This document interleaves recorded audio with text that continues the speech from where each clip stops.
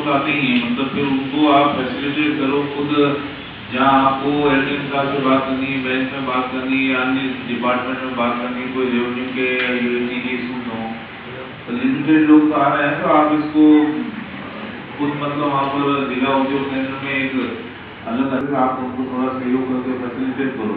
Sir निवेदन में करना चाहता हूँ, पिछली बार क्या दिसंबर के लास्ट में योजना लागू की गई, 70 में 10 साल तो भी 2 तो बिल्कुल ही नहीं, तो मैं खुद ही था।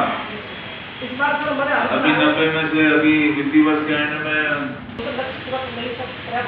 तो इसी, क्योंकि लक्ष्य कोई इशू नहीं है, तो सरकार अगर हम और ज्यादा आएंगे तो और भी लक्ष्य रिएस्टेट करना है, जिससे बाद में तो अपना आप लोग निर्णय लेंगे। जैसा कि मुझे भी बताया गया सीजीटीएमएससी के बारे में बताना, ये क्रेडिट गारंटी फंड होता है, उसके अंदर जितने भी बैंक में इवन आपकी मुद्रा वगैरह होते थे, पहले मुद्रा सीजीटीएमएससी में कवरेज होता था। अम्बेडकर वाले में फायदा ये है कि जो क्रेडिट गारंटी फंड का फीस होता है, सालाना फीस होती है, इसका 0.75 से लगा के करीब 1.5% तक की फीस अलग अलग लोन में होती है। इसका जो चार्जेस होता है वो राजस्थान गवर्नमेंट बैन कर रही है। तो आपको इसके अंदर सबसे बड़ा सीजीटीएमएससी का क्लेम देने के लिए सबसे बड़ी बात जो ध्यान रखने की है वो ये है कि आपका अकाउंट जो आप लोन ले रहे हैं वो लोन अकाउंट स्टैंडर्ड रहे। जहां आपका खाता खराब हुआ, जो एनपीए बोलते हैं, नॉन परफॉर्मिंग एसेट, तो सीजीटीएमएससी क्लेम रिजेक्ट, मतलब एनपीए होने के कागज पर होता है, उससे पहले 6 महीने के अंदर अंदर इसका क्लेम लॉन्च करना होता है, अदरवाइज उसको रिजेक्ट कर दिया जाता है। तो मेरा इस क्लेम के मतलब इस स्कीम में, इस सीजीटीएमएससी में मेन आपको एक बैंक की हैसियत से आपको बताना चाहूंगा कि कई बार कई बैंक वाले ये प्रेशराइज करते हैं कि भले इसमें सीजीटीएमएससी कवरेज है बट आप कोलेटरल दीजिए। कहीं ऐसा कुछ हो तो आप डीआईसी के माध्यम से या मुझे डायरेक्ट आप बात कर सकते हैं, उस बैंक के बारे में बता सकते हैं। धन्यवाद। और एक सिक्योरिटी, तीनों का प्रावधान है, जिससे बढ़िया स्कीम में समाहित करती है। अब जरूरत है तो प्रोजेक्ट लगने की,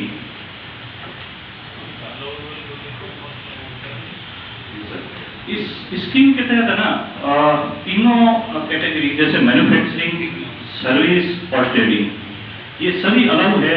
केवल पशुपालन को छोड़ करके कोई भी अगर एक्टिविटी आप स्टार्ट करना चाहते हैं तो इसमें अनुमति है। प्रतिबंधित है।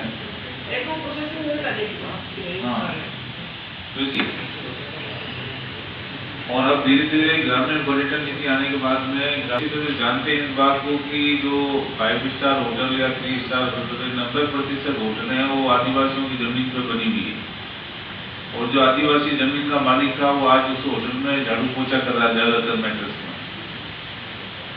इसी तरीके से ये जो स्कीम है, इसमें सरकार की मंशा है कि SC/ST की जमीनें मतलब गैर SC/ST न लें, लेकिन वाया मीडिया लेकर रूपांतरण करवाकर फर्में गठित करके वो जमीन, आप सभी को पता है कि ट्रांसफर हो चुकी है ऑलमोस्ट जमीन।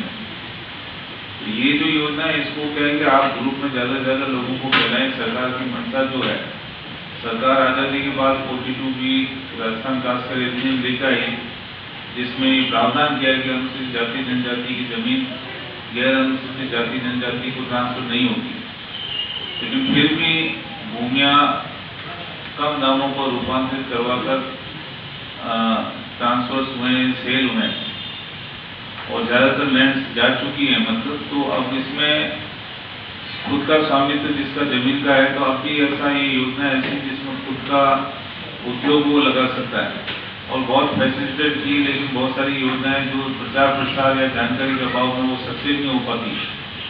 तो उस चीज को आपको सबसे ज्यादा देखना है, जो आए हैं, जिन लोगों को लाभ मिला है वो भी अपने स्तर पर लोगों को प्रचारित करें, और उसको थोड़ा ज्यादा प्रचार प्रसार करने की जरूरत है, और साथ में उनको सहयोग देने की जरूरत है। हाँ, नेक्स्ट वो छूट मिल सकती है क्या रजिस्ट्री की? शुदा है तो उसमें कौन सी रजिस्ट्री की? जो मैं खरीदा हूँ उसको और होटल बनाना चाहता हूँ वहाँ पे। हाँ, होटल लैंड यूज चार्ज है, राज्य सरकार से लैंड यूज चार्ज भी है और होटल परमिशन भी है। वो तो आपके नाम की है ना जमीन? नहीं, मेरे नाम की नहीं, मैं खरीदना चाहता हूँ, तो उसमें क्या मेरे को उसके तहत छूट मिल सकती है क्या जो रजिस्ट्री की? वो तो आप विभाग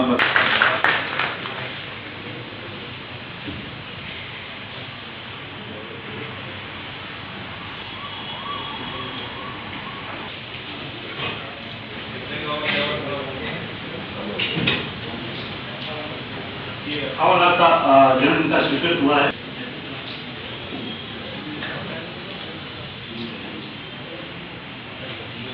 निर्माण के लिए जो नौकरियों का स्कोप है बहुत लिमिटेड रह गया। जब हम लोग नौकरियों में भर्ती हुए थे उस समय तो फर्स्ट डिवीजन तो बहुत बड़ी बात हुआ करती थी।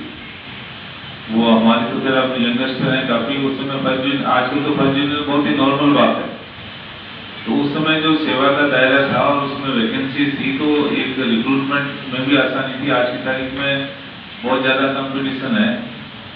तो ये अभी भी SC/ST के लोगों के अधिकांश की ये सोच है कि बड़े चपरासी, जैसे मानो मैं मीणाओं की बात करूं, हमारे सवाई माधोपुर या उधर के बिजनेसमैनों संबंधी होते हैं, तो चपरासी ये संबंध जल्दी हो जाता है। तो अभी भी सोच नौकरियों के प्रति है, जबकि वो बिल्कुल सही नहीं है। आज मैं मेरे उदाहरण दूं कि बीइंग IAS जिला कलेक्टर में मान लो महीने की मेरी 2 लाख सैलरी होगी, लेकिन बहुत सारे ऐसे व्यवसायी हैं जो 2 लाख की जगह 10 लाख 5 लाख अपने व्यवसाय से और मेहनत करके कमाते हैं। तो इस चीज को बिजनेस के प्रति मतलब और रोजगार उद्योग के प्रति थोड़ी भावना बदलने की जरूरत है।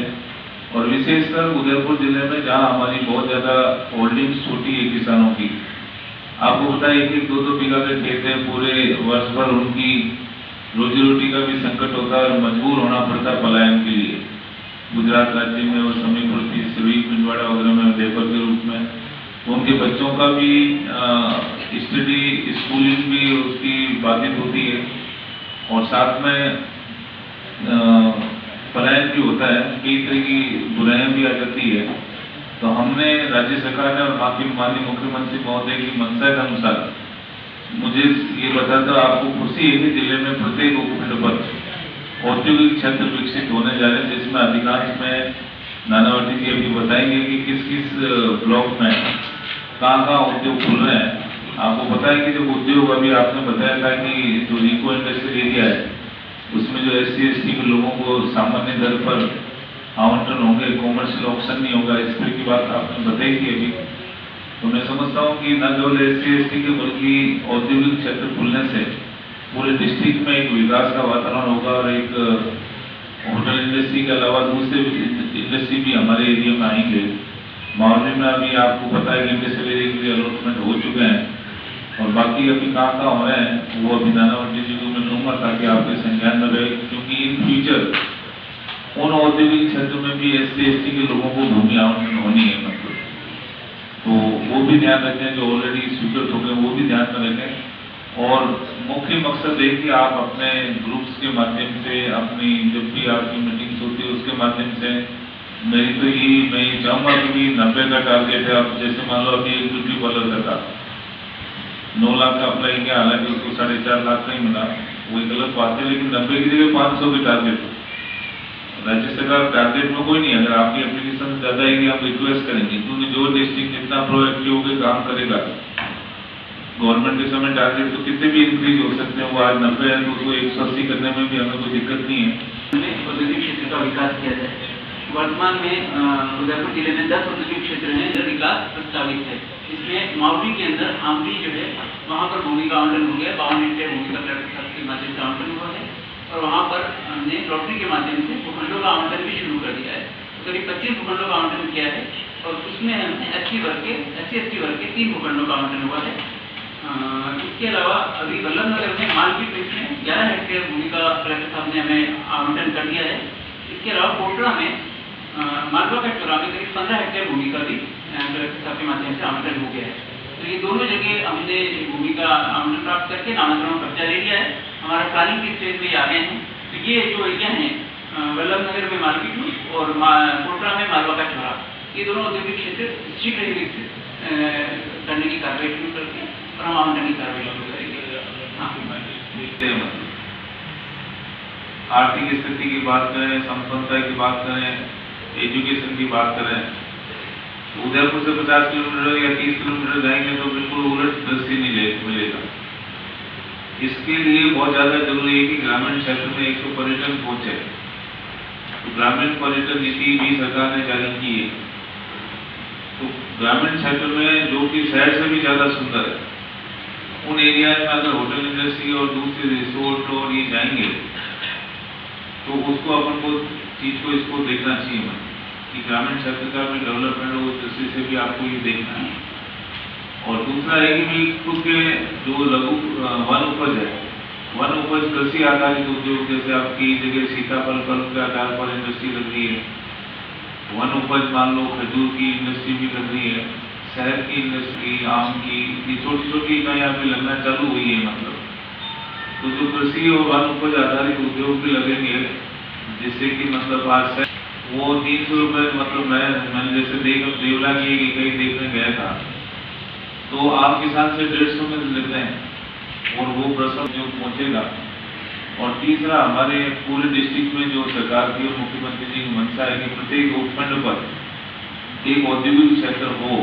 जब भी अगर मान लो ये हो जाएगा, मैं समझता हूँ कि 1 साल के अंदर अंदर ये स्वरूप लेने लगेगा।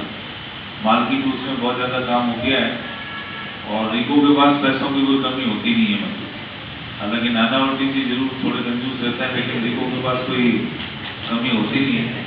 तो ये इंडस्ट्रियल एरिया भी बहुत जल्दी विकसित होंगे। मतलब